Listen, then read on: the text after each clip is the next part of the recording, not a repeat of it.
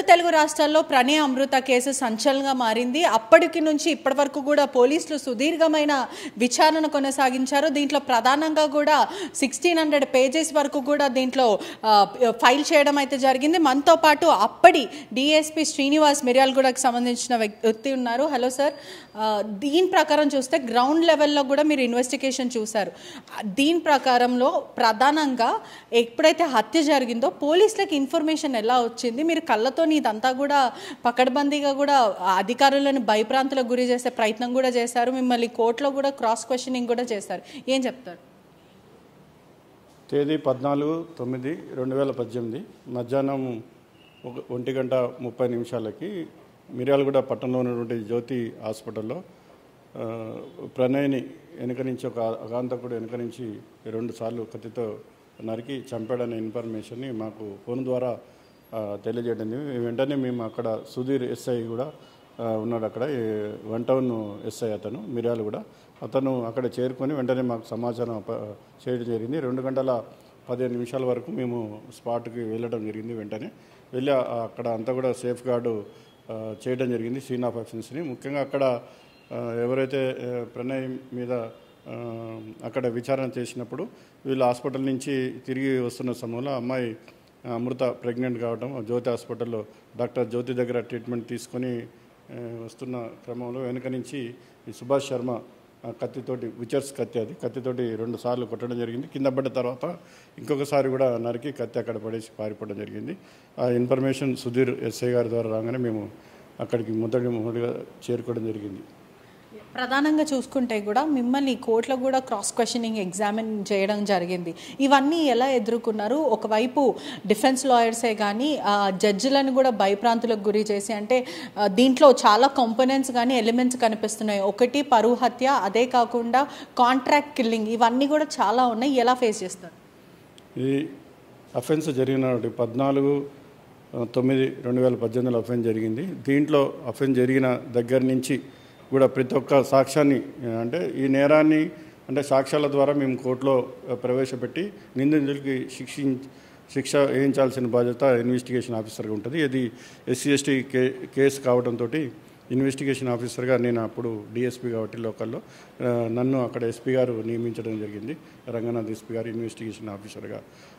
ఆ రోజు నుంచి లాస్ట్కి ఛార్జ్షీట్ వేసేంత వరకు దాదాపుగా 12/6/2019లో మేము ఛార్జ్షీట్ ఫైల్ చేయడం జరిగింది.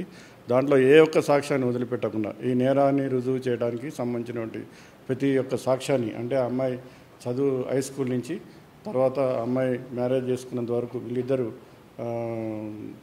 ప్రేమ వివాహం జరిగినంత వరకు, తర్వాత వీళ్ళందరూ కూడా నేరస్తులు.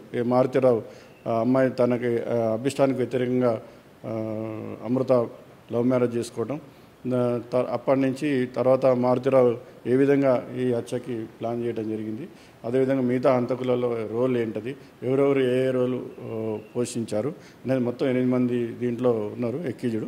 ఆ ప్రతి ఒక్క ఎక్కిజుడు యొక్క రోల్ని ఎక్స్ప్లెయిన్ చేసుకుంటూ, అదే టెక్నికల్ ఎవిడెన్స్ కూడా కలెక్ట్ చేసి, అదేవిధంగా మా టెక్నికల్ టీమ్స్ కూడా ఉంటాయి FSL ద్వారా, వాళ్ళ FSL అధికారులు కూడా ప్రతి ఒక్కళ్ళు ఈ యొక్క మేము ఇచ్చినటువంటి డేటాని అనాలిసిస్ చేసి నేరస్తులకి వాళ్ళకి దాన్ని అనుసంకల్పనం చేయటం ఒకటి.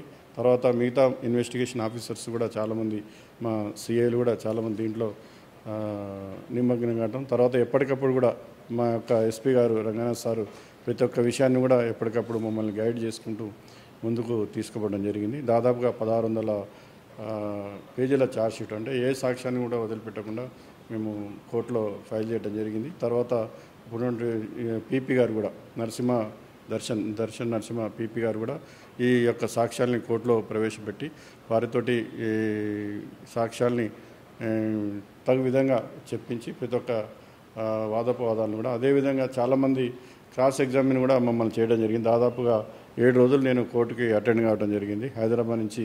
దీంట్లో నేరస్తులు అందరూ కూడా కోటీశ్వరులు కాబట్టి పెద్ద పెద్ద అడ్వకేట్స్ని, సీనియర్ అడ్వకేట్స్ని పెట్టుకోవడం జరిగింది. వాళ్ళందరూ కూడా చాలా క్రాస్ ఎగ్జామిన్ చేయడం, అన్నింటినీ కూడా తట్టుకొని మేము ఏ విధంగా అయితే ఛార్జ్షీట్ వేశానో నా ఇన్వెస్టిగేషన్ మొత్తం కూడా నేను ప్రజెంట్ చేయడం జరిగింది. మరో విషయం కూడా, ఏదైతే క్రాస్ ఎగ్జామినేషన్ టైంలో కానీ ఒకవైపు లాయర్సే కానీ లేదంటే పొలిటీషియన్ కానీ మొత్తం మీద కూడా మ్యానిపులేట్ చేసే ప్రయత్నం చేశారు. దీంట్లో ప్రధానంగా జడ్జిలను కూడా భయప్రాంతులకు గురి చేశారు.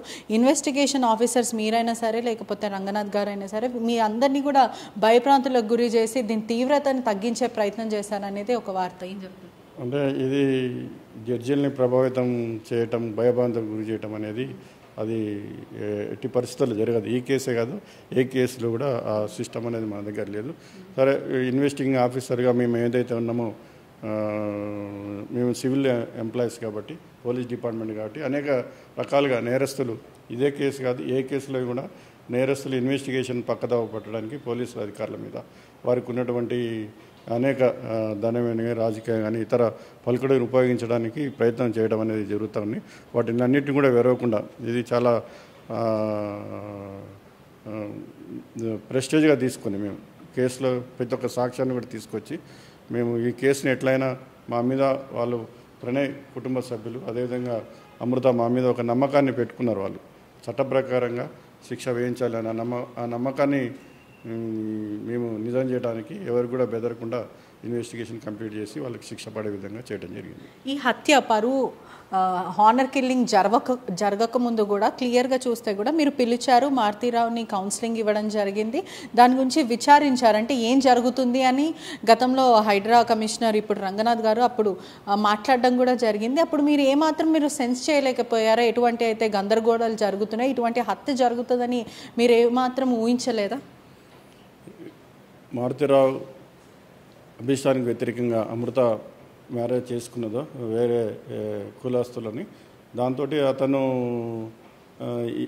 అతను వాళ్ళ మీద పగ తీర్చుకునేటువంటి అవకాశం ఉందని మేము గ్రహించడం అనేది జరిగిన సందర్భంలో మారుతీరావును కూడా మేము పిలిచి కౌన్సిలింగ్ చేయడం జరిగింది. తర్వాత మేము ఎస్పీ గారి దగ్గర కూడా తీసుకుని వెళ్ళినాం, రంగనాథ్ ఎస్పీ గారి దగ్గర కూడా మాట్లాడే అతను కూడా నాకు మా కూతురు అంటే ప్రేమ, కానీ ఈ విధంగా నా కూతుర్ని చేసి ఆమెని విధవరాలుగా చేసే ఉద్దేశం నాకు లేదు అని అతను నమ్మబలకడం జరిగింది. అయినప్పటికీ కూడా మేము చాలా రోజుల వరకు ప్రికాషనరీ చర్యలు తీసుకోవడం జరిగింది. వాళ్ళ రిసెప్షన్ కూడా అక్కడ మిర్యాలగూడలో చేసినప్పుడు దానికి సరైనటువంటి బందోబస్తు కూడా ఏర్పాటు చేసిన అనేక సందర్భాల్లో అతను పిలిచి మాట్లాడడం కూడా జరిగింది. అతను నేను ఏ విధమైనటువంటి కక్షపూరిత వైఖరి కానీ హింసా మార్గాన్ని కూడా నేను చేయను, నేను ఒక గౌరవప్రదమైనటువంటి రియల్ ఎస్టేట్ వ్యాపారిని అని చెప్పేసి అతను నమ్మం పలకడం జరిగింది. అయినప్పటికీ చేయాల్సినటువంటి అన్ని జాగ్రత్తలు తీసుకున్నప్పుడు కూడా ఈ విధంగా అతను మారుతీరావు ఒక కక్షపూరితంగా మర్డర్ చేయడం జరిగింది. ఈ కేసులో సీసీటీవీ ఫుటేజ్ అనేది కీలకంగా మారింది. ఆ ఫుటేజ్ చూస్తుంటే కూడా చాలా బ్లర్గా, అంటే పర్సన్ ఎవరో కూడా ఐడెంటిఫై చేసేలాగా లేదు. కానీ ఒక టెక్నికల్ ఎవిడెన్స్ ద్వారా కానీ లేక అనేక ఎవిడెన్స్ ద్వారా ఈ కేసుని ఎలా ఛేదించారు? ప్రస్తుతం కీలకమైన పాయింట్ ఏది అంటే మీకు మారుతీరావు పైన ఎప్పుడు అనుమానం వ్యక్తమైంది? ప్రణయ్ మర్డర్ అయిన తర్వాత ప్రణయ్ని చంపడానికి కారణము ఏది లేదు. అతను ఎందుకంటే చదువుకునే ఒక స్టూడెంట్, అతను అప్పుడే ఇంజనీరింగ్ అతనిది అయిపోయింది. అతన్ని చంపడానికి ఎటువంటి కారణం లేదు. అతను ఈ అమృతాన్ని వివాహం చేసుకోవడం వల్లనే అమృత కుటుంబ సభ్యులకే ఇది ఒక చంపే అవకాశం ఉంటుందని మేము ఎస్టాబ్లిష్ చేయడం. అమృత కూడా వెరీ క్లియర్గా చెప్పింది, ఆ అమ్మాయి కూడా ఈ మర్డర్ చేయడానికి కారణం మా నాన్న మారుతీరావే. మారుతీరావు కూడా వెంటనే ఉరేయాలని ఆమె కూడా ఆ రోజు డిమాండ్ చేయడం జరిగింది. ఆమె చెప్పినటువంటి అంటే బాధితులు ఎవరైతే ఉన్నారో వాళ్ళు చెప్పిన సమాచారంతో మేము ఇన్వెస్టిగేషన్ చేసి వీళ్ళందరినీ కూడా 1 by 1 అరెస్ట్ చేయడం జరిగింది. ఈ కేసులో ప్రధానంగా వాళ్ళ పెద్ద నాన్న కూడా ఉన్నారు. ఈ రోజు మాత్రం కోర్టు దగ్గర మాత్రం మాకు ఎటువంటి సంబంధం లేదంటూ వాళ్ళ తరపున కుటుంబ సభ్యులు చెప్తూ ఆందోళన వ్యక్తం చేస్తున్నారు. దాని గురించి ఏం చెప్తారు? చిన్నాన్న మారుతీరావు తమ్ముడు శ్రావణ్ కుమార్, తిరునగరి శ్రావణ్ కుమార్, మాకు సంబంధం లేదు అని ఇప్పుడు చెప్తున్నారు వాళ్ళు. కానీ సాక్ష్యాధారాలు ఏదైతే మేము కలెక్ట్ చేసామో ఆ సాక్ష్యాలు అన్నీ కూడా ఇతనికి కూడా సంబంధం ఉంది. ఒక రాఘవ థియేటర్లో సినిమా చూస్తున్నారు ప్రణయ్ను అమృత. ఆ థియేటర్కి వెళ్ళి వాళ్ళని కొట్టి ఇంటికి కూడా తీసుకురావడం జరిగింది. అనేక సందర్భాల్లో మారుతీరావుతో ఇట్లా పెళ్లి చేసుకుంది మీ అమ్మాయి, దాంతో మన కుటుంబ పరువు పోతుంది అనేది అతన్ని ఇన్వెస్టిగేషన్ చేయడం జరిగింది. అంటే కాన్స్పరెన్సీలో భాగంగా అట్టడం జరిగింది. అనేక సందర్భాల్లో మారుతీరావుకి అండగా నిలబడటం జరిగింది.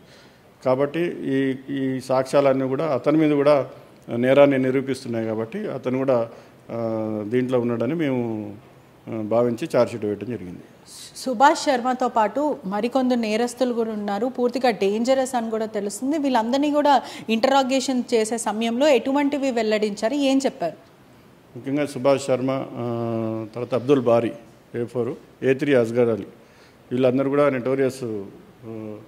రాజమండ్రి జైల్లో ఉన్నప్పుడు ఈ అస్గర్ సుభాష్ శర్మకి ఎవరైతే ఈ అటెంప్ట్ మర్డర్ చేశాడో అతనికి బారీకి పరిచయాలు ఏర్పడ్డాయి. ఆ పరిచయాలతోటి ఈ అస్గర్ వీళ్ళిద్దరిని కూడా మాట్లాడి ఈ హత్యకి మెయిన్గా పథకం వేయడం జరిగింది. ఆ పథకం ప్రకారం వీళ్ళందరూ కూడా ప్రణయ్ని మర్డర్ చేయడం జరిగింది. మరోవైపు కూడా ఇప్పుడు కింది స్థాయి కోర్టు ద్వారా వీళ్ళకైతే శిక్ష ఖరారు చేశారు. వీళ్ళు హైకోర్టు కానీ సుప్రీంకోర్టు కానీ లేకపోతే రాష్ట్రపతిని కూడా అప్పీల్ చేసుకునే అవకాశాలు ఉన్నాయి. దీని ప్రకారం ఎలా కౌంటర్ చేస్తారు? అప్పీల్ చేసుకునే అధికారం వాళ్ళకు ఉన్నది, కానీ అప్పీల్కి వెళ్ళినప్పటికి కూడా పూర్తి సాక్ష్యాధారాలు అంటే దీంట్లో విట్నెస్లు రకరకాల తర్వాత టెక్నికల్ సాక్ష్యాలు అన్నీ ఉన్నాయి కాబట్టి ఆ అప్పీల్ వెళ్ళినా కూడా మన ప్రభుత్వం తరపున మేము కూడా అంటే మా పీపీ గారు కూడా ఉంటారు. ఈ ఏదైతే కింద కోర్టులో వేసినటువంటి శిక్ష ఏదైతే ఉందో SC/ST కోర్టు అదే కన్ఫర్మ్ అయ్యే విధంగా మేము పై కోర్టులో కూడా వాదించడం జరుగుతుంది.